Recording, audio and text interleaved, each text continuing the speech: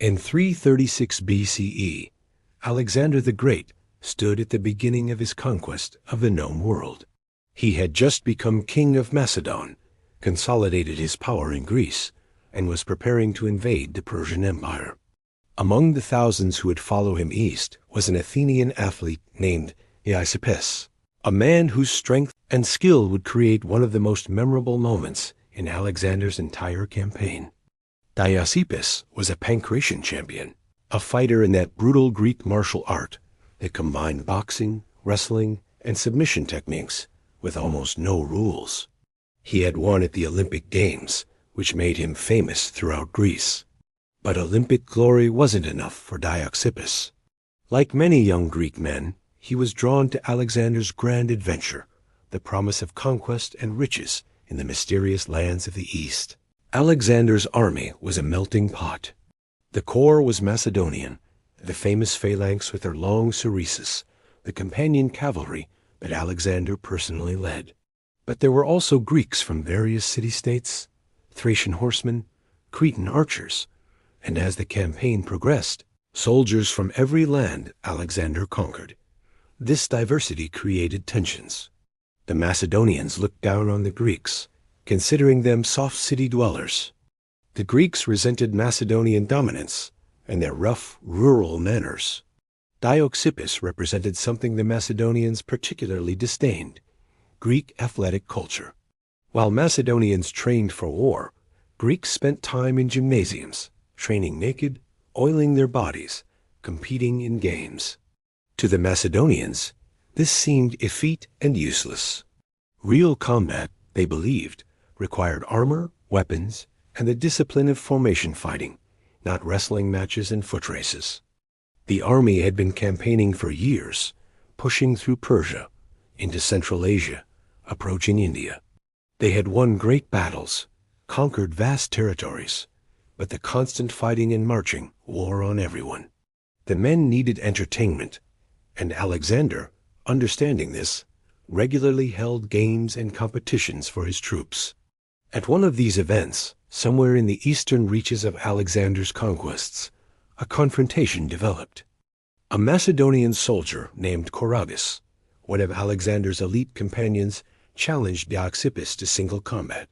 The challenge was public and deliberate. Choragus wanted to prove that Macedonian martial prowess was superior to Greek athletic training. He wanted to humiliate the Olympic champion. The sources suggest Choragus was drunk when he issued the challenge, but drunk or not, he couldn't take it back. Honor demanded the fight happen. Alexander, intrigued by the spectacle, agreed to let them fight. A date was set. The entire army would watch. Choragus prepared as any Macedonian warrior would. He armed himself completely, a breastplate to protect his torso, greaves on his shins, a helmet on his head. He carried a long lance for the initial engagement and a sword as backup. He was covered in bronze and iron, a walking fortress, trained in the Macedonian style of warfare that had conquered half the known world. Dioxippus made a very different choice. On the day of the fight, he appeared before the army almost naked, his body oiled in the Greek athletic tradition. He carried no sword, no spear, no armor. In his left hand, he held a club, just a heavy wooden club, the weapon of Heracles, the legendary strongman hero of Greece. That was all. The crowd must have thought he was insane. Choragus was fully armored and armed with professional military weapons. Dioxippus looked like he'd wandered in from a gymnasium. The Macedonians probably laughed. This would be quick and bloody. The fight began. Choragus advanced, his long lance pointed at Dioxippus. The lance was his advantage. He could strike from distance, keep the naked Greek at bay, skewer him before Dioxippus could get close. Choragus thrust the lance forward with practiced precision. Dioxippus moved. His years of pancration training had taught him timing, taught him to read an opponent's body and anticipate attacks. He sidestepped the lance thrust, and as the weapon passed by him, he brought his club down on the shaft. The wood splintered.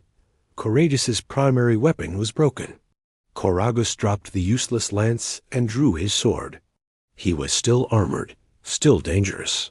He advanced again, swinging the blade. But armor is heavy, and Choragus had already exerted himself with the lance.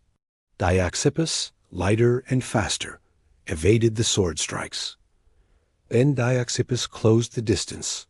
Before Choragus could react, the Greek grabbed the Macedonian's sword arm with one hand. With his other hand, he hooked Choragus's leg. Using techniques perfected in countless wrestling matches, Dioxippus swept Choragus's feet out from under him. The armored Macedonian crashed to the ground. The heavy equipment that was supposed to protect him now trapped him. Before he could rise, Dioxippus was on him. He planted his foot on Choragus's chest, pinning him down. He raised his club over the fallen warrior's head, ready to deliver the killing blow. Choragus was helpless, completely defeated. The entire army had watched a naked Greek with a club dismantle a fully armed and armored Macedonian elite soldier in seconds. Dioxippus didn't strike. He looked at Alexander, waiting. The king gestured, "Spare him." Dioxippus lowered his club, removed his foot from Choragus's chest, and helped the Macedonian stand. The fight was over. The Greek contingent of the army erupted in celebration. Their champion had vindicated Greek athletic training against Macedonian military tradition. It was a symbolic victory for everyone who had been looked down upon by the Macedonians. But the Macedonians were humiliated and furious. Choragus especially was devastated. His reputation was destroyed. The man who had challenged the Greek to prove Macedonian superiority had instead demonstrated the opposite. He couldn't live with the shame. Shortly after the fight, Choragus killed himself. This made things worse for Dioxippus. Now he wasn't just the man who had defeated a Macedonian. He was the man whose victory had driven a Macedonian to suicide. The Macedonian soldiers hated him. They began plotting ways to destroy him. The conspiracy came during a dinner party. Someone planted a golden cup among Dioxippus's belongings and accused him of theft. It was a setup, and Dioxippus knew it, but he couldn't prove his innocence. In Alexander's army, the word of Macedonian nobles carried more weight than the word of a Greek athlete. Dioxippus, facing disgrace and knowing the Macedonians would never let him live in peace, made a final decision.